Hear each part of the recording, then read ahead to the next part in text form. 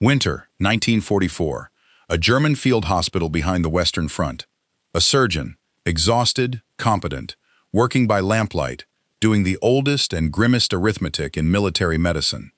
If you were that surgeon, you understood your job in a way that had a hard, unspoken edge to it, and the edge was this. You were not only there to heal men, you were there to return them. A wounded soldier was a soldier temporarily removed from the order of battle, and your task, the task of the entire medical apparatus behind you, was to process him and put him back. The lightly wounded went back fast.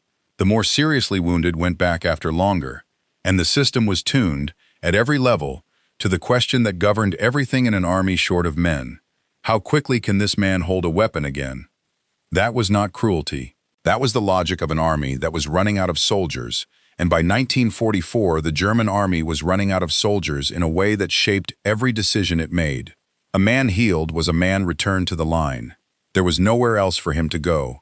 The idea that a wounded man might be permanently removed from the war, sent away, discharged, released from the whole thing, and told his part in it was over, was, for the great mass of German wounded, close to a fantasy, because the army could not afford it. It needed every body that could be made to function. And then you began to hear things about the Americans that did not fit this logic at all. You heard that seriously wounded Americans were not merely being treated, they were being evacuated. All the way, out of the theater entirely, put on ships and aircraft and sent back across an ocean, to hospitals in their own country, to be treated over months. And then, this was the part that did not compute. Many of them were simply released, discharged, sent home for good. Their war was over, not because they had died, but because they had been wounded, and the wound was enough to end their service, and their country took them out and did not put them back. To a German officer, hearing this, the conclusion was familiar, because it was the same conclusion his army reached about everything the Americans did. It was wasteful. It was soft. An army that ships its wounded across an ocean and then discharges them is an army throwing away manpower it could be using. A serious army, a hard army, mends its men and returns them to the fight, because that is what the war requires, and sentiment is a luxury you cannot afford.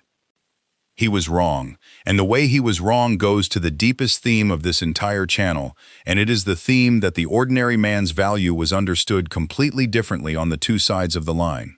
Because here is the thing that the German officer, trapped in his manpower arithmetic, could not see. The American system was not being sentimental. It was being, in its own way, every bit as hard-headed as the German one. It had simply run a different, and, over the length of the war, a far more powerful calculation. A calculation not about the next battle, but about the entire relationship between a nation and the men it sends to fight. This is not a story about hospitals. This is a forensic audit of what a country believes it owes the man it sends to war, and of how that belief, which looks like softness from the outside, turned out to be one of the hardest and most durable sources of strength either nation possessed. Part 1. The German Calculus. We have to begin with the manpower crisis, because everything German in this story flows from it, and it was real, and it was crushing. Germany went to war against a coalition whose combined population and manpower reserves vastly exceeded its own. From 1941 onward, fighting on multiple fronts, the German army bled at a rate that its replacement system could not sustain. The pool of available men was drawn down, and drawn down, and drawn down, conscripting younger boys and older men, combing out industry, stripping the rear, lowering the physical standards, until by the last year of the war, the German army was, in large parts, a very different body of men from the one that had marched into France. In that situation, every single trained soldier is precious beyond calculation, because he cannot easily be replaced. And a wounded soldier is a special category. He is a man in whom the enormous investment of training and experience has already been made, temporarily out of action, but potentially recoverable. To an army starving for men, the recovery of the wounded is not a humanitarian nicety. It is a primary source of manpower. So the German medical system was oriented, of necessity, toward return to duty. The whole chain, from the aid post to the field hospital to the rear hospital, was a system for repairing soldiers and feeding them back into the line as fast as their wounds allowed. And the pressure to return men was relentless and increased as the war worsened, because the emptier the manpower barrel became, the more desperately the army needed every man who could be patched up and sent back. And this produced a grim phenomenon that is well documented and that tells you everything about the German position. Men were returned to combat who, in an army with more resources, would have been kept out of it. The same soldier could be wounded, healed, returned, wounded again, healed again, returned again. The German army spent its wounded not once but repeatedly, drawing on the same men over and over because there was no deep reserve of fresh men to draw on instead.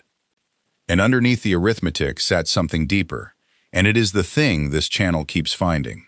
The German system regarded the soldier, fundamentally, as an asset of the state, a resource to be used in the state's purposes, for as long as he could be made useful. His wounds were a maintenance problem. His recovery was a resource recovery operation. The question of what the state owed him, as a person, for what he had already given, was not a question the system was built to ask. He owed the state his service. The state owed him repair, so that he could serve again. There was no real concept of the war having a personal end for the individual soldier, short of death, permanent disabling injury, or the end of the war itself. There was no number to count to. There was no promise that a certain amount of suffering, honorably borne, would earn a man his release. There was only the war and the soldier's place in it, until one or the other of them was finished. That is the German calculus. A catastrophic and worsening shortage of men. A medical system correctly and necessarily oriented toward returning the wounded to duty as fast as possible. The repeated spending of the same soldiers, wound after wound, because there was no alternative, and underneath it all, a conception of the soldier as an asset of the state, owed maintenance so that he could continue to serve, and owed no personal exit from the war except the ones nobody wants. Now let us look at what the Americans did, and at the different calculation underneath it. Part 2. The American answer. The American system, first of all, could afford to be different, and we should say that plainly before we say anything else, because it is the foundation of everything. America had manpower, not unlimited, the demands of a global war, fought in two hemispheres, with an enormous industrial base that also needed manning, meant that even America felt the pinch, and the infantry, as we have seen, bore a brutal and disproportionate share of the cost. But at the level of the whole system, America had a depth of manpower that Germany simply did not, and that depth is what made everything else possible. You can only afford to remove a wounded man from the war permanently if you have another man to put in his place. But, and this is the important part, the Americans did not merely do the humane thing because they could afford it. They built a system around a belief, and the belief was consequential, and it went far beyond medicine. The belief was that the soldier was a citizen, not a state asset, a citizen who had volunteered or been called from a free society, who had a life outside the war and a right to return to it, and to whom the nation owed a genuine debt for his service. That debt was not sentiment. It was, in the American understanding, an obligation, and an obligation that the nation intended to honor, and that it turned into policy and law and enormous expenditure. Start with the evacuation itself. The American medical chain did not stop at the theater. For the seriously wounded, it extended all the way home. The evacuation system, forward aid, field surgery, then evacuation rearward by ambulance, by hospital train, by hospital ship, and increasingly by air, was capable of moving a badly wounded man from a battlefield in Europe to a hospital in the United States. It was a logistical undertaking of extraordinary scale, running in the opposite direction to the flow of supplies, carrying broken men home along the same lanes that carried fresh men and material out. And the purpose of that evacuation was not to repair the man and return him to the line. For the seriously wounded, it was to repair the man and return him to his life. The American system had a category the German system could not afford: the man whose war was over. A wound of sufficient severity did not merely take a man out of the line temporarily, it could take him out of the war entirely.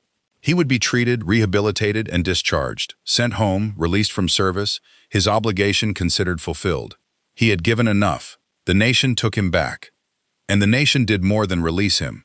It had already, before the war ended, committed itself to what would happen to him afterward, and this is one of the most remarkable acts of the entire American war effort, and it has almost nothing to do with medicine and everything to do with the underlying philosophy.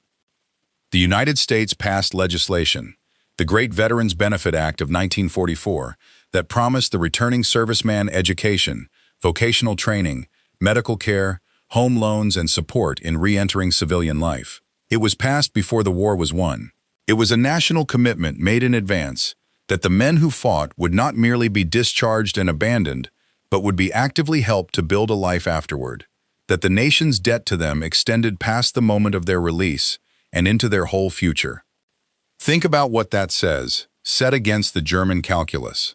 The German system asked, "How do I return this man to the line?" The American system asked, "How do I return this man to the line?" and help him build it once he is there. One system saw a wounded soldier as damaged state property to be repaired and reused. The other saw a wounded citizen as a man owed a debt to be healed, released, and helped home. And notice, because this is the crucial strategic point, not merely the moral one, that the American approach was not weaker for being humane, it was stronger. Because a man who knows that his country will get him home if he is badly hurt, will not abandon him, will treat his sacrifice as a debt to be honored rather than a resource to be strip-mined, is a man who will give that country a deeper and more willing service than fear or obligation could ever extract. The American soldier knew, as a matter of policy he could see operating around him, that if he was hit, the vast machine would try to save him, and if it could not return him to health for combat, it would send him home. And if he came home broken, the nation had already promised to help him rebuild. That knowledge is not softness. It is the foundation of a willingness to fight that an army built on the opposite principle cannot match. Part 3. The River of Steel. The scale of the American medical evacuation and rehabilitation effort is, like everything else in this series, difficult to hold in the mind, and it rested on the same industrial and logistical foundation as the fuel and the tanks and the mail. Hospital ships crossed the Atlantic carrying the wounded home. Aircraft, increasingly, flew them back, cutting a journey of weeks into one of days. The same air evacuation capability we met in the medical episode extended all the way across the ocean. A network of general hospitals across the United States received them, specialized in reconstructive surgery, in rehabilitation, in the long, slow work of putting a badly damaged man back together well enough to live. And that reconstructive and rehabilitative capacity was itself a product of American abundance and American industrial-scale organization. Whole hospitals devoted to rebuilding hands, faces, limbs, programs for teaching a man to use a prosthetic, to work again, to function. The nation devoted enormous resources not merely to keeping wounded men alive, the medical episode covered that, but to the far longer and less glamorous work of making their lives afterward worth living. None of that returns a man to the firing line. All of it is, from the pure manpower arithmetic point of view of the German calculus, waste. It spends enormous resources on men who will never fire another shot.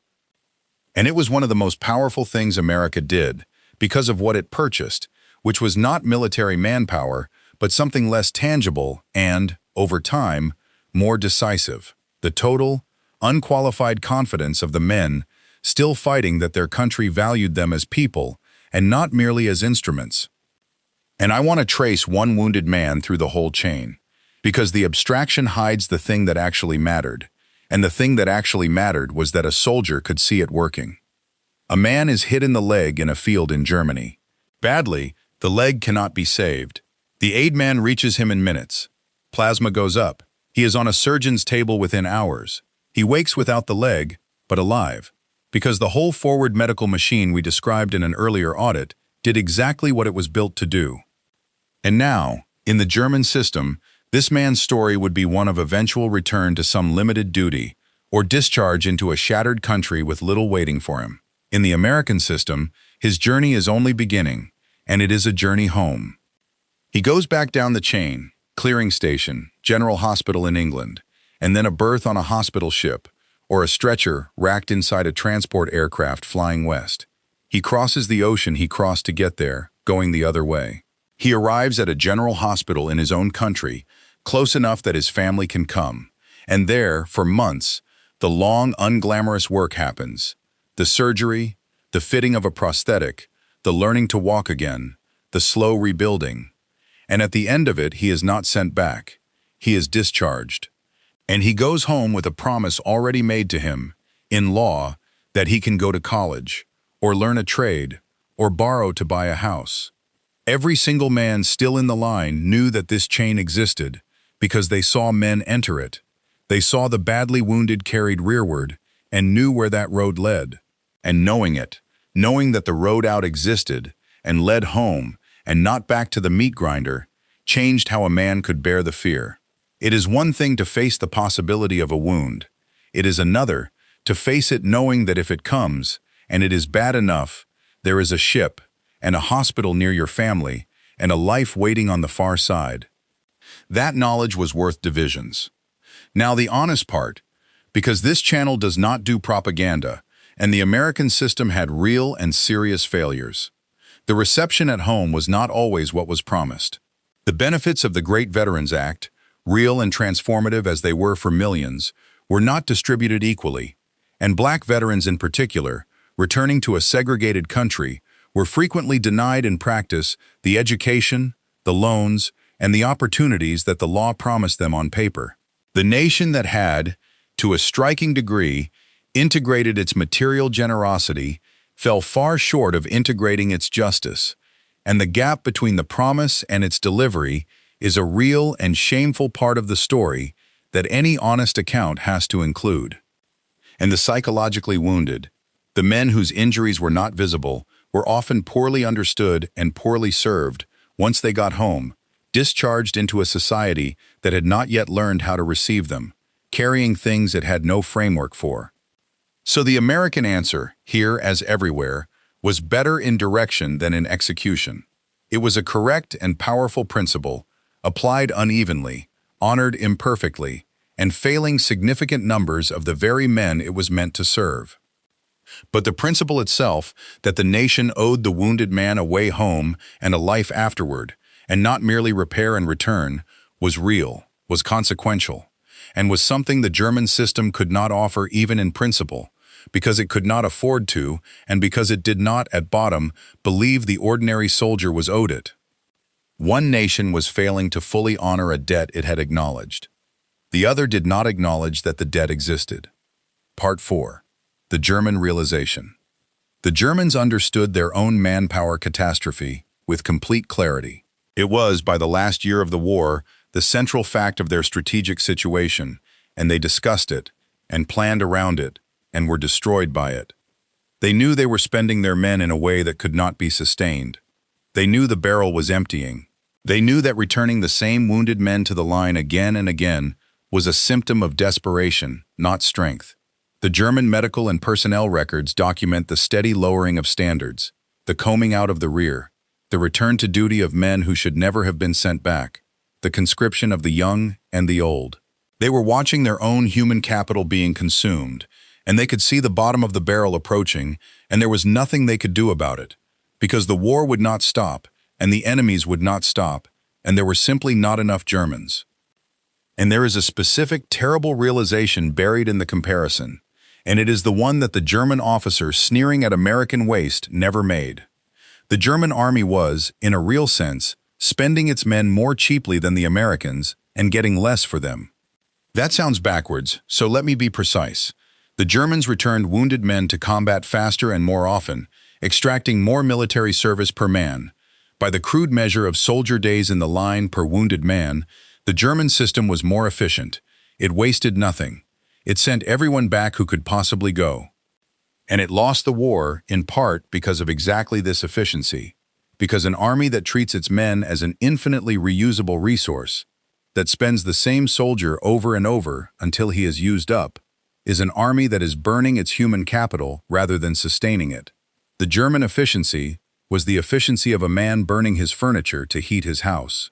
It extracted maximum short-term value and destroyed the underlying asset. The Americans, by wasting manpower, by permanently removing the seriously wounded, by sending them home, by spending resources on men who would never fight again, were doing something that looked inefficient and was in fact the opposite.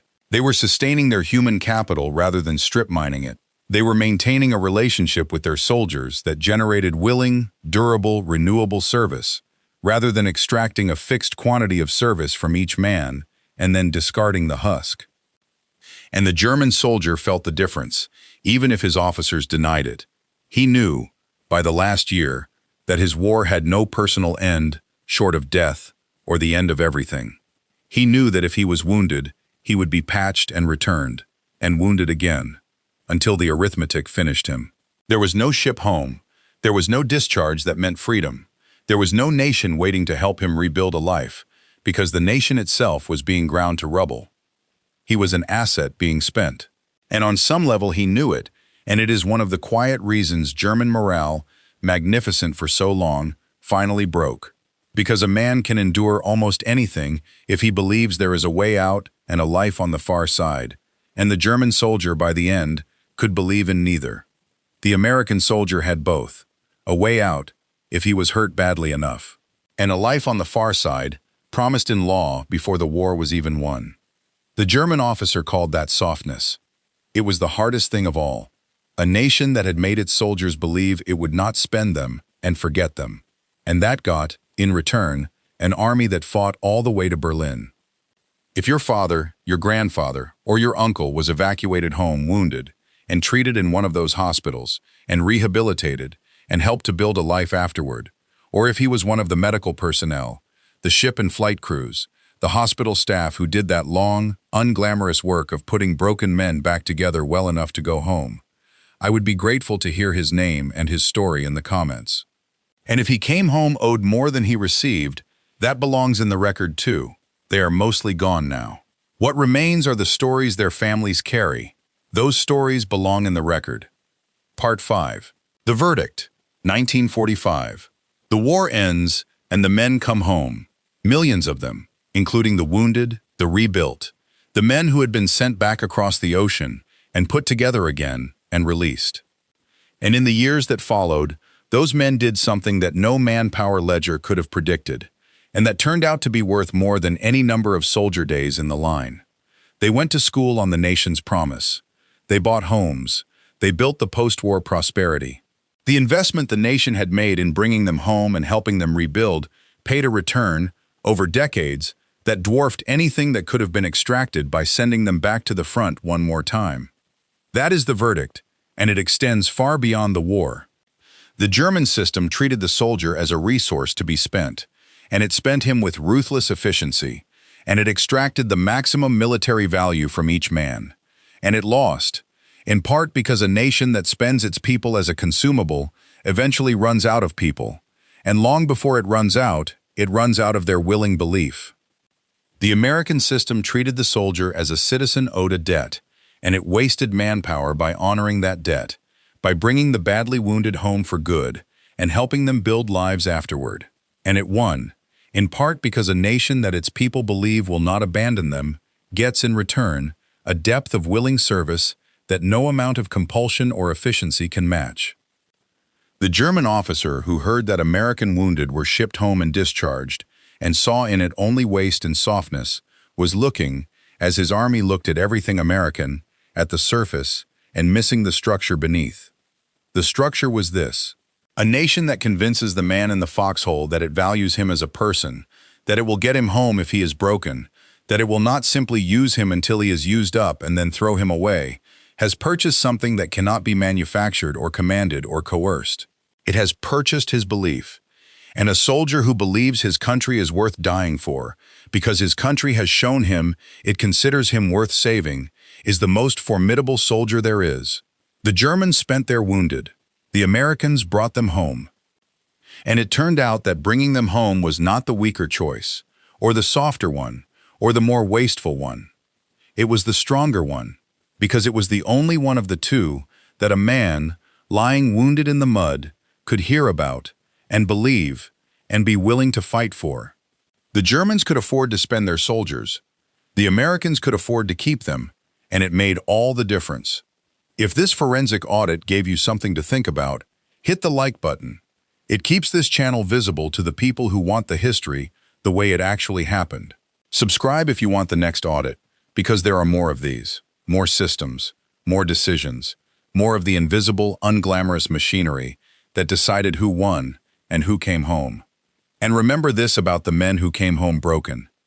There is no monument to the man who lost a leg in a hedgerow in France, and was carried out, and was flown across an ocean, and spent a year in a hospital learning to walk again, and then went home and went to college on a promise his country had made him, and built a life, and raised children, and grew old, and who carried, for all of it, the war in his body, quietly, without complaint, as the price of the world he helped build. He was not trying to be a hero. He was trying to get home, and to make the getting home mean something. Mostly because his country had decided he was worth bringing back. He did.